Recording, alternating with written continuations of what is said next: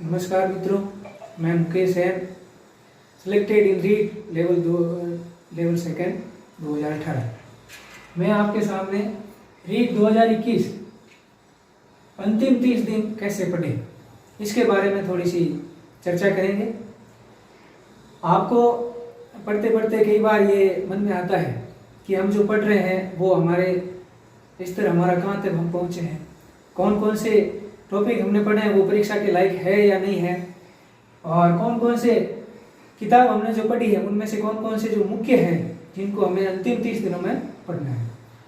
तो रीड की जो तैयारी कर रहे हैं उन सबके लिए एक मनोविज्ञान सबसे महत्वपूर्ण विषय है। इसकी स्कोरिंग अगर हम 20 प्लस करते हैं तो हमारा श्योर सिलेक्शन लगभग माना जाता है, क्योंकि मनोविज्ञान एक ऐसा विषय है जिसमें ज़्यादा अध्ययन की आवश्यकता भी नहीं होती है, क्योंकि एक समझने का विषय है।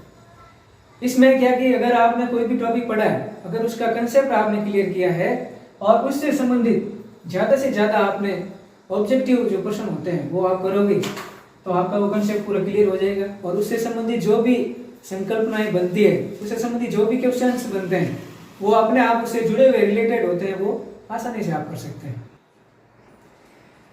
मित्रों, मैं आपके सामने अपना अनुभव शेयर कर रहा हूँ। मैंने अंतिम 30 दिनों तक, यानी अंतिम जो होते हैं परीक्षा से कुछ दिन पहले की, वो किस प्रकार से तैयारी की उसके बारे में आपके सामने कुछ चर्चाएं कर रहा हूँ। सबसे पहले बात है मनोविज्ञान। इसका अध्ययन बहुत ही महत्वपूर्ण है। इसके लिए हमें जरूरी है कि जो भी हमने पढ़ा है इसकी तैयारी के लिए, उसमें क्या है कि जो भी हम टॉपिक पढ़ रहे हैं उसको पढ़ो, और उससे संबंधित ज़्यादा से ज़्यादा हमें क्या करना है कि ऑब्जेक्टिव जो क्वेश्चन है, जो मॉडल पेपर है बाजार में, और जो भी किताब हम पढ़ रहे हैं, जैसे वंदना जादौन की किताब है या सिकवाल की किताब है, उसमें जितने भी ऑब्जेक्टिव प्रश्न है वो ज़्यादा से ज़्यादा पढ़ें, और उसके प्रत्येक ऑप्शन से सवाल कैसे पुटअप होता है उसके बारे में ज़्यादा से ज़्यादा नॉलेज प्राप्त करें। और सबसे मुख्य विषय हमारा SST, जो कि बहुत ही लंबा और विस्तार का विषय है, लेकिन अगर हम इसको सही तरीके से अध्ययन करें तो ये भी बहुत आसान हो जाएगा। इसके लिए जरूरी है कि हम प्रत्येक टॉपिक को पढ़ें और उससे संबंधित जो भी प्रश्न बनते हैं उनको हम बार बार अध्ययन करते जाएं, और रोजाना 1 घंटे 2 घंटे उसको हम ऐसे अखबार के जैसे बार बार उसको अध्ययन करते रहें, कि जिससे कि हमारे नज़र के सामने से जो भी विषय आएगा, जो भी टॉपिक आएगा, जैसे हम कोई भी पढ़ रहे हैं, जैसे राजस्थान का इतिहास है, संस्कृति है, भाषा है, कला है, तो छोटे छोटे जो प्रश्न है वो पढ़ते जाएंगे तो आसानी से वो हमारे सामने आते जाएंगे और आसानी से हम उनका उत्तर भी निकाल पाएंगे। और सबसे महत्वपूर्ण होती है लैंग्वेज, जैसे हिंदी, संस्कृत और इंग्लिश। तो इसमें जैसे हिंदी और संस्कृत, इन दोनों की जो ग्रामर है वो लगभग कॉमन है। जैसे संधि है, समास है, उपसर्ग है, प्रत्यय है, ये क्या है कि हम दोनों का साथ में अगर अध्ययन करें तो हमारे लिए बहुत ही आसान रहेगा कि एक साथ में दोनों का हो जाएगा।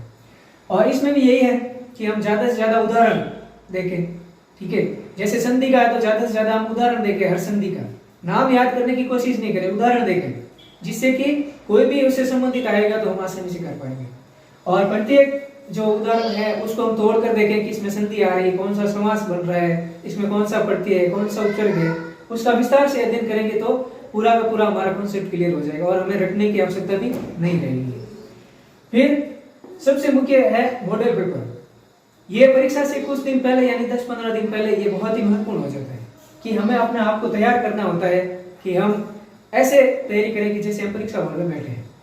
और ये जरूरी है कि हम रोजाना एक मॉडल पेपर करें, उसी समय के अनुसार, उसी विश्वास के साथ जैसे कि हम परीक्षा हॉल में बैठे हैं। तो पूरा माइंडली प्रिपेयर होकर के हमें मॉडल पेपर करना है रोज एक, और उसी प्रकार से वो आंसर शीट है वो भी फिलअप करनी है, और फिर उसका हमें मिलान भी करना है कि हमारा लेवल क्या आ रहा है इस समय तक, उससे कि हमारे मन में कॉन्फिडेंस आ जाएगा कि इस लेवल तक तो हम आ सकते हैं। मेरा भी यही था, मैं मॉडल पेपर कर रहा था और मुझे ये यकीन हो गया था कि 110 से 115 के बीच में तो कैसा भी पेपर आएगा मेरे आएंगे, और ये विश्वास लेकर मैं परीक्षा में गया और परीक्षा मेरे अनुरूप थी, जैसा हमने पढ़ा वैसी थी, और मेरे मार्क्स आए 123 और आसानी से सिलेक्शन भी हो गया। तो ये सभी के लिए बहुत जरूरी है कि मॉडल पेपर करें और अपने कॉन्फिडेंस लेवल को बढ़ाएं। परीक्षा में जाते समय हमें बिल्कुल हिचकिचाहट नहीं होनी चाहिए कि हम जैसे पहली बार ही पेपर दे रहे हैं। मॉडल पेपर ज़्यादा से ज़्यादा करेंगे तो हमारे लिए वो विजुअल हो जाएगा। और प्रत्येक प्रश्न जो भी बन रहा है, जैसे मनोविज्ञान का हो, हिंदी का हो, एसएसटी का हो, तो उसको हम जो मॉडल पेपर में आ रहे हैं उनको हम एक बार देखते रहेंगे तो वो अगर एक बार हमारे सामने आएगा तो आसानी से वो हो जाएगा। और सबसे मुख्य होता है परीक्षा से कुछ दिन पहले कि हमारे मन में धैर्य बहुत जरूरी है। ज्यादातर बच्चों के ये होता है कि वो धैर्य नहीं रख पाते हैं, उनको बहुत आता है लेकिन परीक्षा में जाकर के वो अपना पूरा का पूरा रिजल्ट नहीं दे पाते हैं, जितना उन्होंने पढ़ा है वो उसका पूरा उत्तर नहीं दे पाते हैं। तो धैर्य बहुत जरूरी है कि हमने जो पढ़ा है वो हमें अपने ऊपर कॉन्फिडेंस होना चाहिए कि जो पढ़ा है वो तो मैं कर पाऊंगा, आसानी से कर दूंगा। और ये कब आएगा? जब हम मॉडल पेपर करेंगे बार बार। फिर लगन, कुछ दिन ऐसे बहुत ही महत्वपूर्ण होते हैं 5-10 दिन परीक्षा से पहले, जिसमें हमने जो टॉपिक साल भर जो तैयारी की, 6 महीने तैयारी की है, जो मुख्य मुख्य पॉइंट हमने लिख कर रखे हैं कॉपी में, उनका बार बार रिपीट करें। और सबसे मुख्य है हमारा लक्ष्य। हमें लक्ष्य रखना है कि मैं 110 नंबर लाऊंगा, 120 लाऊंगा, 125 लाऊंगा। वो टारगेट फिक्स होगा तभी आप ला पाएंगे। अगर आपका टारगेट फिक्स नहीं है, ऐसे ही आप दे रहे हो पेपर और कभी 104 भी आ जाता है, कभी 115 भी आ जाता है, कभी 100 ही नहीं आता है, तो अभी आपका लक्ष्य वो पूरा नहीं हो पाएगा और आपसे आपका सिलेक्शन भी नहीं होगा। तो ये लक्ष्य आपका बहुत निश्चित होना चाहिए। और लक्ष्य कब होगा? जब इनका आप बार बार अध्ययन करेंगे। और सबसे महत्वपूर्ण है इनमें मॉडल पेपर। तो ये मेरी सलाह है कि आप ज़्यादा से ज़्यादा मॉडल पेपर करें, जितने भी मार्केट में है उनको बार बार रिवाइज करें और उसमें जिस प्रकार के प्रश्न बन रहे हैं उससे संबंधित प्रश्नों का बार बार अध्ययन करें। धन्यवाद। आज के युग में जो चल रहा है ऑनलाइन है कि हम उसका उपयोग करें, लेकिन सबसे ज्यादा महत्वपूर्ण है ऑफलाइन। जब तक हम पेन और पेपर के साथ में काम नहीं करेंगे तो हमारा सिलेक्शन बहुत मुश्किल हो जाएगा। क्योंकि ऑनलाइन में क्या होता है कि हमारी हैबिचुअल ऐसी हो जाती है कि हम ऐसे ही उसको उत्तर को करते हैं, लेकिन जब परीक्षा में जाएंगे तो वहाँ तो ऑफलाइन होती है, तो हमारे मन में हिचकिचाहट होती है कि मैं ये कैसे करूँ, क्या करूँ। तो इसलिए हमारे जरूरी है कि आप मॉडल पेपर लो और उसको आंसर शीट साथ में लो और उसको आप करते जाओ। और पेपर करने का भी एक तरीका है ऑफलाइन। उसमें क्या है कि आप एक साथ में जैसे हिंदी कर रहे हो पहले, तो हिंदी के जितने भी प्रश्न है उसको आप पहले कर लो और उसके आगे आप ऑप्शन लगा दो। जैसे ये प्रश्न है, इसमें ऑप्शन 4 आ रहा है तो आगे 4 लेंगे। ये प्रश्न है, इसका उत्तर 3 आ रहा है तो 3 लेंगे। ठीक है। और फिर आपको एक साथ में उसको एकजुट के साथ आंसर शीट को फिलअप करवा। जैसे एक साथ में 5 उत्तर पड़े आपके 4 3 2 1, तो उसमें भर दिए 4 3 2 1। इससे आपका समय की बचत हो जाएगी। और पेपर करते समय भी ये ध्यान रखना है कि जो विषय हमारा सॉलिड है उसको हम पहले करें।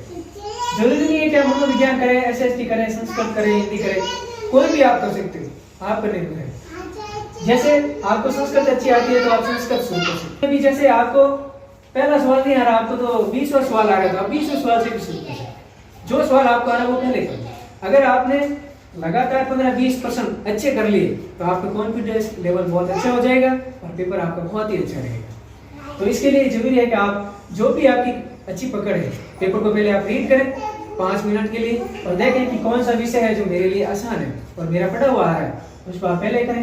एक भाग में ऐसे कंटिन्यू करते जाएंगे तो आपका पेपर बहुत ही आसान हो जाएगा। Thank you.